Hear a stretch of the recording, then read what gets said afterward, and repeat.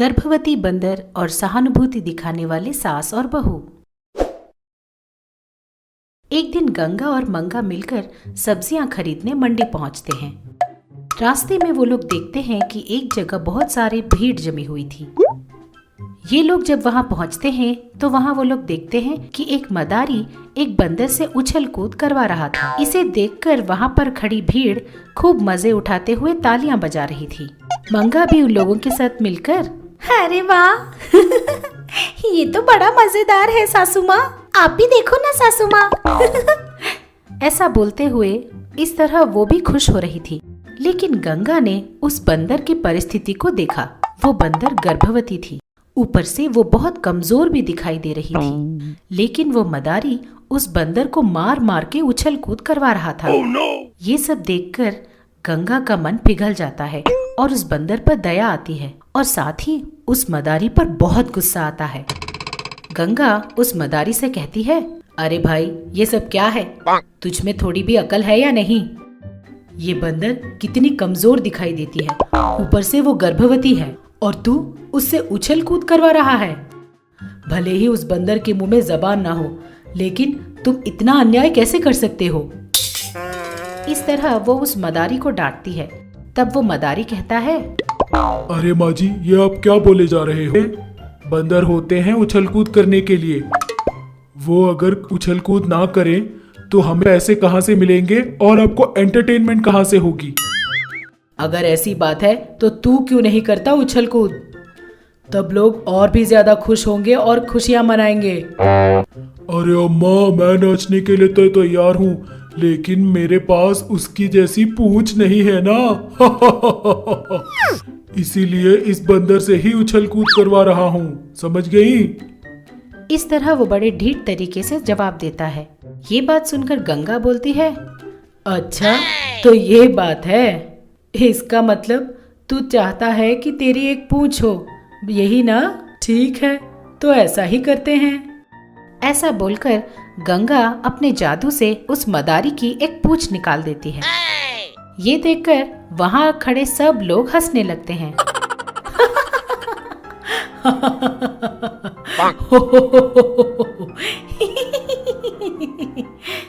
ये देखकर मदारी बोलता है, माँ जी, मुझे माफ कर दो माँ जी अरे इतना क्यों रोए जा रहा है? देखता नहीं लोग कितना एंटरटेन हो रहे हैं? अरे भाई, तूने ही तो कहा था कि लोगों की एंटरटेनमेंट की वजह से ही तुझे पेमेंट आता है। अरे माँ जी, मैंने तो यूं ही बोल दिया था, मुझे माफ कर दीजिए। मैं इस तरह पूछ लेकर अपने घर पहुंचा तो क्या होगा पता नहीं। लोग मुझे चिंपांजी समझकर खूब मारकर निकाल बाहर करेंगे। मुझे बचा लो माँ जी, मुझे ना ये बंदर चाहिए और ना ये पूंछ चाहिए। आप ही इस बंदर को रख लीजिए, प्लीज मुझे जाने दीजिए माँ जी। इस तरह वो प्रार्थना करने लगता है। तब गंगा उस मदारी को माफ कर देती है और उसकी पूंछ को भी अपने जादू से गायब कर देती है। तब वो मदारी गंगा को प्रणाम करके पीछे बिना मुड़े वहां से भाग जाता है। तब गंगा उस बंदर के गले से वो रस्सी निकाल देती है और उस बंदर को अपने साथ अपने घर ले आती है। घर पहुंचते ही गंगा उस बंदर को खूब सारे फल खाने को देती है। कई दिनों से भूखे होने की वजह से वो बंदर वो सारे फल खा जाता है। ये देखकर मंगा बोलती है, अरे ये क्या सासू माँ, इस बंदर ने तो सारे फल एक साथ ही खत्म कर लिए। अरे बाप रे सासू माँ, इस बंदर को खिलाना पिलाना अपने बस की बात नहीं है। अरे चल बस भी कर, क्या उस बंदर को अपनी नजर लगाएगी तू? बेचारी बड़ी थकी हुई है, ऊपर से पेट से भी है, पता नहीं कब खाया होगा, इसीलिए बड़ी भूखी होगी ना। गंगा बोलती है। तब मंगा अपने मन में सोचती है, अरे ये सब छोड़ो, अगर मैं ही इस बंदर को बाजार में ले जाकर उछल कूद करवाऊंगी तो मैं भी खूब पैसा कमा सकती हूँ ना।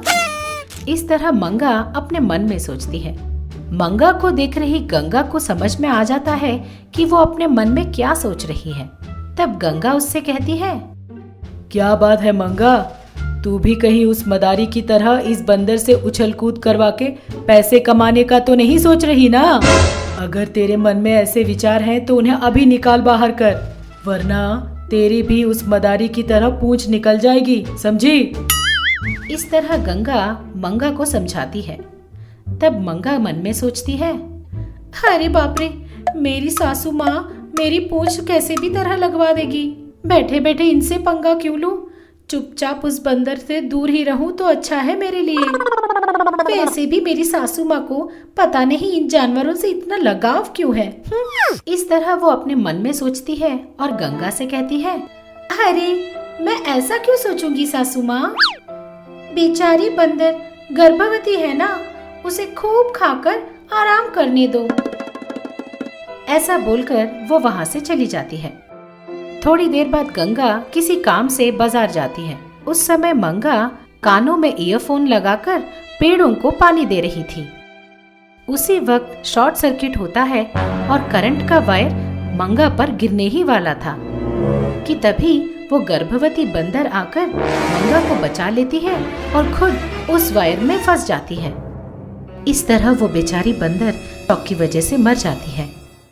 ये देखकर मंगा उस बंदर को पकड़कर, अरे रे, तुम मुझे बचाने के चक्कर में खुद ही मर गई। तुम कितनी अच्छी हो, तुमने मेरे लिए अपनी जान दे दी। इस तरह मंगा रो रही थी। तभी गंगा बाजार से वहां वापस आती है। तब मंगा ने गंगा को देखा और बोली, सासू माँ, देखिए ना, मेरी जान बचाते बचाते इसने अपनी जान दे दी। बेचारी करंट शॉक की वजह से मर गई सासू माँ। तूने पूछा था ना मुझे जानवरों से इतना लगाव क्यों है, इसीलिए मंगा, इसीलिए। देख उसे, देख, उसने ना अपने बारे में सोचा और ना अपने पेट में बच्चे के बारे में। उसने हमारा नमक खाया था, इसीलिए उसने हंसते हुए अपनी जान दे दी।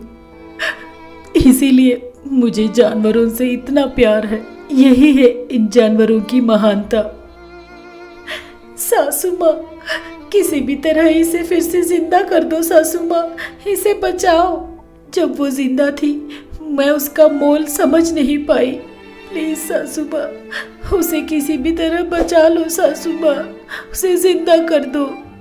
उसे जिंदा करने की शक्ति मेरे पास नहीं है बेटी, लेकिन एक बार मैं जरूर कोशिश करूंगी। ऐसा बोलकर गंगा उस बंदर को सीपीआर करती है और साथ ही अपनी शक्तियों का उपयोग करके उस बंदर को किसी भी तरह फिर से जिंदा कर देती है। उस बंदर के होश में आते ही वो दोनों उसे एक अस्पताल ले जाते हैं। उसकी वजह से वो बंदर और उसके पेट का बच्चा दोनों सजीव बाहर निकल जाते हैं, फिर से स्वस्थ हो जाते हैं। इस तरह वो बंदर अपने जान पर खेलकर मंगा को बचाने की वजह से मंगा को उस बंदर पर बहुत प्यार आता है और इस तरह मंगा उस बंदर का खूब ध्यान रखने लगती है।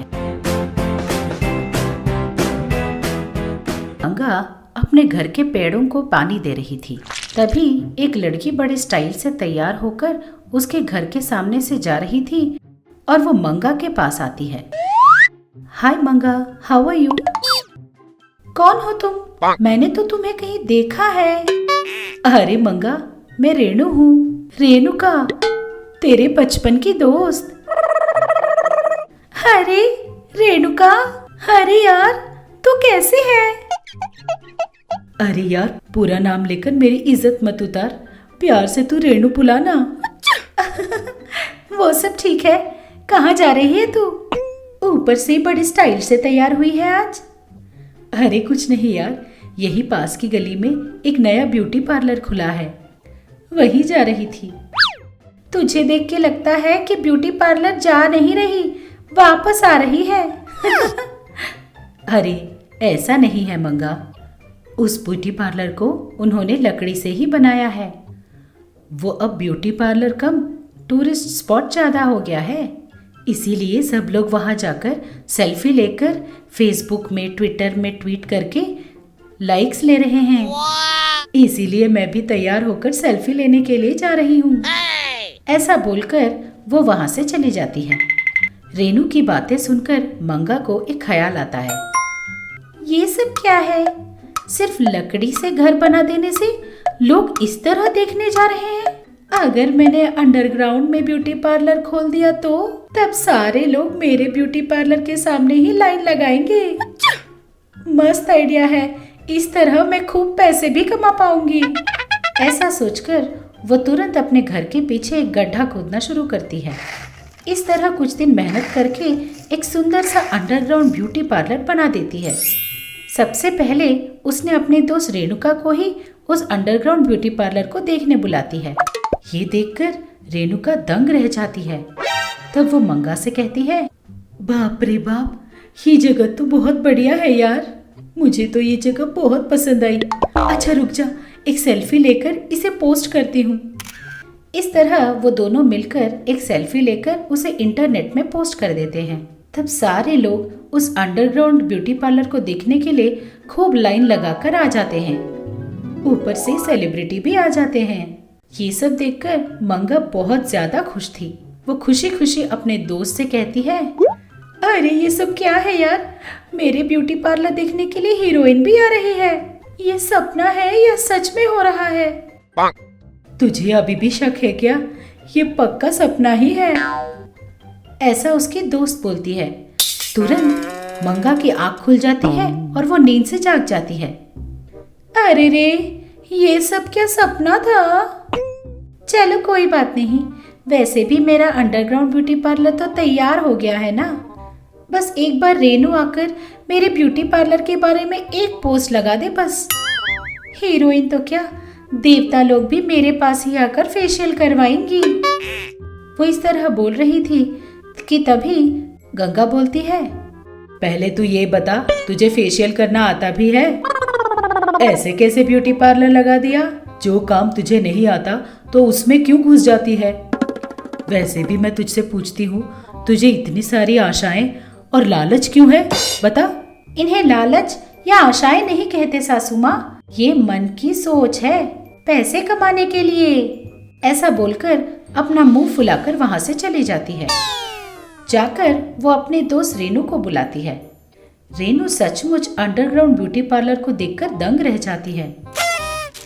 वाह मंगा, तू सच में बहुत टैलेंटेड है यार। ये जगह कितनी ब्यूटीफुल है। सच में अगर इस जगह के बारे में लोगों को पता चला तो देखने के लिए लाइन लगा देंगे, लाइन। हाँ, फिर देर किस बात की, तू तुरंत इसे पोस्ट करना। लेकिन पोस्ट करने के बाद लोग तेरे सर्विस के बारे में पूछेंगे, इसीलिए आज मैं तेरी फर्स्ट कस्टमर हूँ। तू मेरा सर्विस कर, उसके बाद पिक पोस्ट करेंगे। चल ठीक है, ऐसा ही करते हैं। बता क्या करूँ, फेशियल या हेयर कट? मुझे दोनों चाहिए, लेकिन पहले तू मेरा ना फायर हेयर कट कर और उसके बाद फेशियल करना। हाय रे, ये क्या फायर हेयर कट बोल रही है? पता नहीं वो कैसे करते होंगे। YouTube में देखकर कर दूंगी। इसके लिए ट्रेनिंग लेने की क्या जरूरत है? ऐसा सोचकर वो YouTube खोलकर देखते हुए हेयर कट करने लगी। YouTube में देखकर वो रेनू के बालों में आग लगाती है, लेकिन उस वीडियो के मुताबिक रेनू के आग को वो कंट्रोल नहीं कर पाती है। उसकी वजह से रेनू के सारे बाल जल जाते हैं। अरे मंगा, तू क्या कर रही है यार? जल रहा है, तो मैंने आग बुझा, पानी डाल, पानी। ये सब देखकर मंगा हड़बड़ी में अपने हाथ में रखे सैनिटाइजर को पानी समझकर अपने दोस्त के सर पर डाल देती है, जिसकी वजह से आग और बढ़ जाती है और रेनू के बचे कुचे बाल भी जल जाते हैं। हाय राम, ये तो क्या कर रही है? तू मुझे मार डालेगी क्या? हाय मंगा, ये तूने क्या कर दिया? इस तरह वो जोर जोर से चीखने चिल्लाने लगती है। तभी मंगा एक बकेट भर पानी अपने दोस्त के मुंह पर मारती है। तब वो आग बुझ जाती है। तब रेनू बोलती है, अरे यार, तू इसे पहले क्यों नहीं किया? तूने तो मेरे सारे बाल उड़ा दिए। पहला दिन ही ऐसा था, तो पता नहीं आगे आगे और तू क्या कारनामे करेगी। तभी अचानक बारिश शुरू हो जाती है। ऊपर से वो ब्यूटी पार्लर अंडरग्राउंड में था, तो सारा पानी वहाँ जमने लगता है। ये देखकर रेनू बोलती है, अरे यार, ये सब क्या है? सारा पानी अंदर आके जम जा रहा है। इसका मतलब तूने यहाँ ड्रेनेज सिस्टम नहीं बनाया क्या? उसका क्या मतलब होता है यार? ये सुनकर रेनू दंग रह जाती है और बोलती है, ओ माय गॉड, लगता है आज तो मुझे मार कर ही दम लेगी। हे भगवान, कोई मेरी मदद करो, कोई आकर मुझे बचाओ। अरे यार, तू अब बस भी कर, तू क्यों मुझे टेंशन देती है? चल यहाँ से निकल जाते हैं। इस तरह जब वो दोनों बाहर निकलने की कोशिश कर रहे होते हैं तो वहाँ एक पेड़ टूटकर गिर